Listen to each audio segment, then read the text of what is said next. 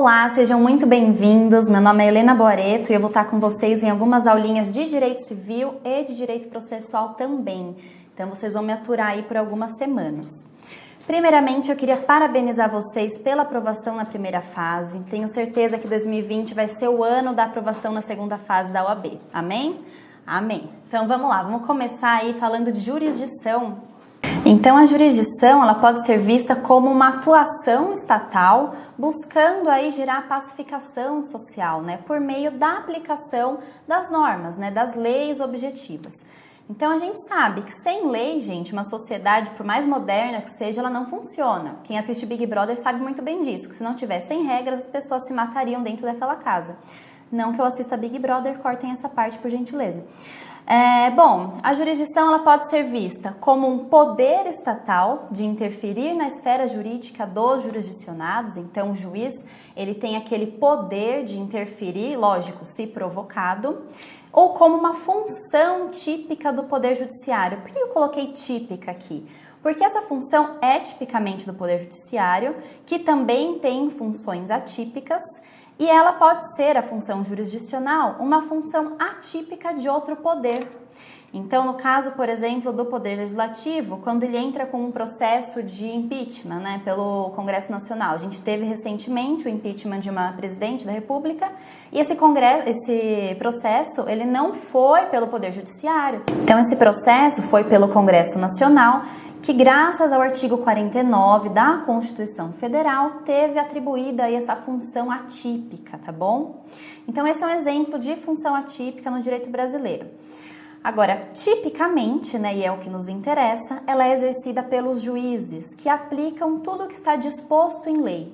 Então, todos os processos, seja processo civil, seja processo daqueles sanguinários do direito penal, seja processo daquele povo de terno verde surrado, que são nossos amigos do trabalhista, todos os tipos de processo devem ter a sua forma prescrita em lei.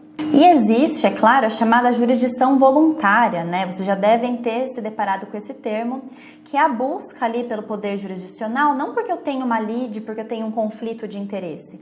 Muito pelo contrário, no caso da jurisdição voluntária, as pessoas procuram o poder judiciário porque existe uma determinação legal dizendo que elas precisam da intervenção do Estado para que a sua vontade produza efeitos.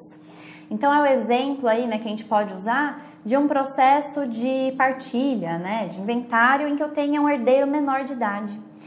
O menor, ele precisa da proteção do Ministério Público, né, a gente já vai falar disso. Então, se eu preciso da intervenção do MP, eu não posso fazer esse inventário extrajudicial. Eu preciso ingressar com uma ação para que eu tenha ali a minha vontade realizada pelo Poder Judiciário com a chancela do juiz, com a chancela do MP. Tudo para proteger o interesse do menor.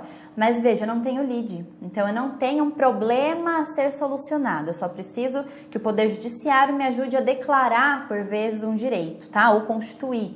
Então, eu só abri aí esse parênteses para a gente lembrar, né, da regra da jurisdição voluntária, mas a gente sabe que não é isso que cai em prova. Né? Geralmente, lógico que pode cair, mas geralmente o que cai é conflito, tanto em prova, né, para fins de prova da OAB, quanto na vida, né? Geralmente quando vai procurar um advogado é porque você tem um problema, você já tentou outros meios, mas não conseguiu solucionar e você precisa da tutela jurisdicional. Agora a gente vai falar um pouquinho sobre alguns princípios da jurisdição, lembrando, claro, que existem meios alternativos de solução de conflitos. Então, a gente não vai estudar eles, vocês vão ver em uma aula depois com a professora Estela, mas a gente sabe que a arbitragem, a mediação, a conciliação são muito incentivadas, né, depois do novo código principalmente, e que são formas de você alcançar também, né, uma certa proteção, ou fazer um acordo, resolver a sua lide sem ingressar no Poder Judiciário especificadamente, tá bom?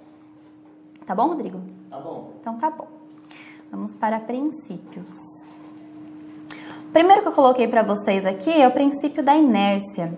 Bom, o princípio da inércia da jurisdição, ele determina que a movimentação inicial de um processo, ela só ocorre com a vontade das partes, com a iniciativa de uma parte.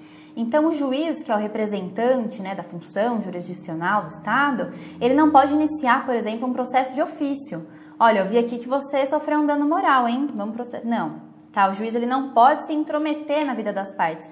E olha o que eu coloquei aqui no slide. O direito de ação ele é disponível. Então eu tenho direito de ação, mas eu não tenho necessidade de ingressar com ação e somente eu posso exercer esse direito, tá bom? Outro ponto que eu coloquei aqui é a limitação ao objeto da demanda. O juiz ele também não pode se intrometer naquilo que não consta do processo.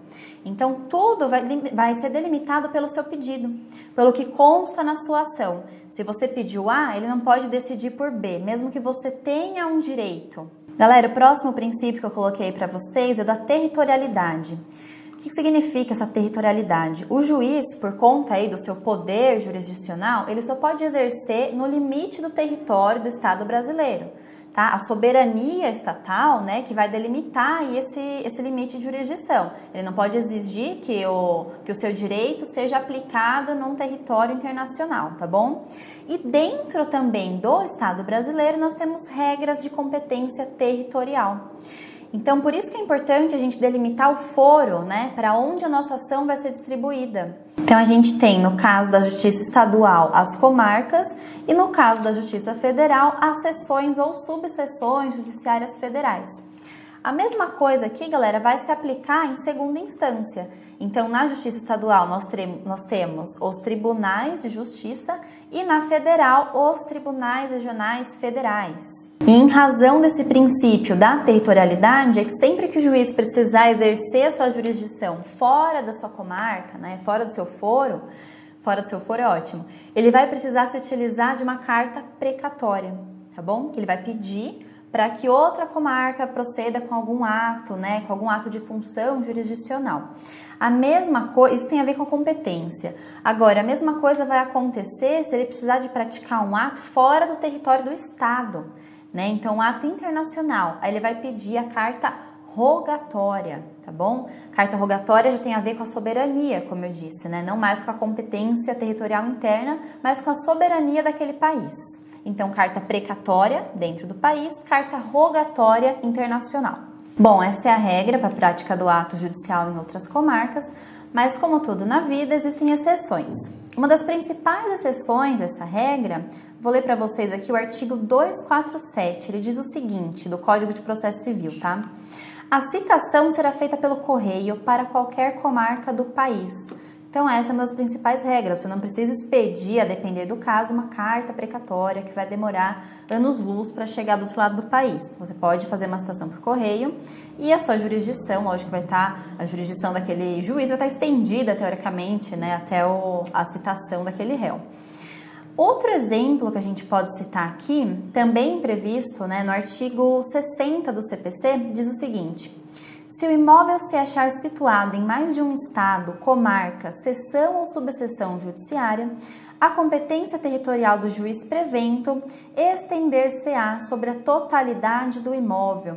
Então, imagina um caso que a gente esteja aí discutindo o direito real sobre um imóvel. Suponha que esse imóvel seja uma fazenda, tá? Seja um imóvel grande e ele esteja bem na divisa de dois municípios. Então, imaginem, tem um município que eu adoro dar de exemplo, que é o município de Bom Despacho. Esse imóvel está localizado metade em Bom Despacho, metade em Engenho de não sei o que. Rodrigo me deu essa informação. Rodrigo, qual que é o imóvel vizinho? Engenho do Ribeiro. Engenho do Ribeiro é vizinho de Bom Despacho, para complementar esse meu exemplo. Então, esse imóvel, essa fazenda, está localizada nessa divisa. E aí, eu preciso entrar com uma ação para discutir um direito real sobre esse imóvel. Eu vou distribuir a minha ação na comarca de Engenho do Ribeiro ou de Bom Despacho. Eu iria para Bom Despacho porque o juiz lá deve ser mais legal. Desculpa, gente. Mas, sinceramente, a pessoa pode ficar um pouco confusa, né? Então, ela vai pegar a regrinha do artigo 60 e ela vai perceber o quê? É possível que o juiz de uma comarca estenda a sua jurisdição para proteger aquele outro lado do imóvel. Então, eu não vou precisar dividir o imóvel e fazer um protocolo para cada comarca. Então, o que aquele juiz decidir para o todo, vale para aquele lado da fazenda, daqueles hectares que estão na outra comarca também, tá bom? O próximo princípio que eu coloquei aqui é o da inevitabilidade. Gente, o que significa isso? Uma vez que o réu é citado, ele não está sendo convidado a participar de um processo, tá bom? É dever dele participar. Então, ele não pode falar hoje não faro, tá bom? É uma ordem de integração àquele processo, então o ato de citação vai formar ali a relação processual. É inevitável, tá? Para quem está sendo chamado, para quem está sendo citado nesse processo. O próximo princípio é o da inafastabilidade. Esse princípio a gente divide ele em duas vertentes, tá? Primeiro, coloquei aqui para vocês solução administrativa. O que significa isso? Eu tenho direito a acesso à justiça e eu não preciso me valer de uma solução, tentar me valer de uma solução administrativa e se ela não der certo eu ingressar no Poder Judiciário.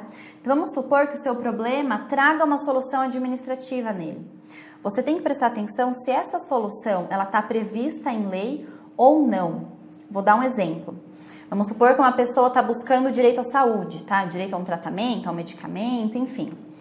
Essa pessoa ela pode fazer um requerimento administrativo, seja para o convênio, seja para o SUS. Ela não precisa fazer esse requerimento.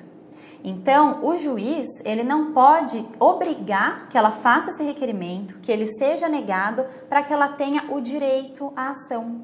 Tá bom? Essa é a inafastabilidade da jurisdição. Outro ponto importante, mesmo que a pessoa já tenha ingressado com um processo administrativo, ela não precisa esperar que ele acabe para que ela entre com o processo judicial. Tá bom? A ação pode ser proposta a qualquer tempo. E a segunda vertente que eu coloquei aqui é o acesso à ordem jurídica. Bom, e esse acesso à ordem jurídica, ele está muito mais relacionado com as questões econômicas da demanda, né? A gente sabe que um processo judicial, ele tem um alto custo, né? Então, por isso o Estado, ele dá hoje ali várias ferramentas para que as pessoas, né, hipossuficientes, né, economicamente falando, financeiramente falando, possam ingressar no Poder Judiciário. Então, a gente tem aí a figura da Defensoria Pública, o benefício da justiça gratuita nos processos, né, a depender da comprovação de renda das pessoas. A gente tem os juizados especiais, que não precisam, né, necessariamente de advogado. Então, existem outras formas de acesso e isso tem a ver também com a inafastabilidade da jurisdição. Dando prosseguimento, já que a gente falou um pouquinho, né, lembrou da figura da Defensoria Pública, eu queria lembrar também do Ministério Público. Olha lá, o artigo 178 diz quando que o Ministério Público será intimado, né? Quando que ele deve intervir no seu processo. Então, o artigo 178 diz o seguinte: o Ministério Público será intimado para, no prazo de 30 dias, intervir como fiscal da ordem jurídica, nas hipóteses previstas em lei ou na Constituição Federal e nos processos que envolvam interesse público ou social, interesse de incapaz ou litígios coletivos pela posse da terra rural ou urbana. Então, lembrem sempre, tá? Vocês tiverem um desses três incisos no seu problema, você deve requerer também na peça a intimação do MP, tá? Vamos supor que você pega ali uma ação de pensão, tá? De guarda. Tem interesse de menor envolvido, né? Interesse de incapaz, como está aqui no artigo. Então, você vai requerer a intimação do Ministério Público para que intervenha como fiscal da lei. Bom, agora que a gente já lembrou um pouquinho, né, do poder jurisdicional, de alguns princípios, da importância do acesso à ordem jurídica, da territorialidade, a gente vai aplicar isso na prática. Isso leva a gente para um ponto muito importante que é competência. Pessoal, um dos principais requisitos da sua peça prática é o correto endereçamento. Então, eu vou passar para vocês algumas regras para ajudar a identificar essa competência territorial, beleza? Primeiro, a gente precisa entender a estrutura aqui do Poder Judiciário. Olha lá o que diz o artigo 92 da Constituição.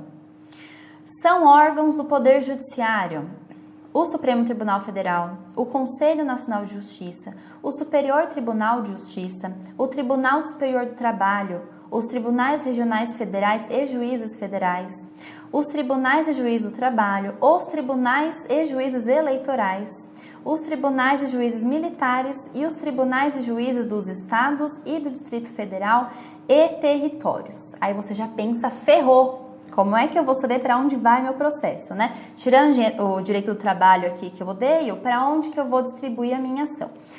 Calma, tá bom? Vamos por partes, vai dar tudo certo. Na próxima aula a gente vai ver aqui passo a passo uma receita infalível para a identificação da competência.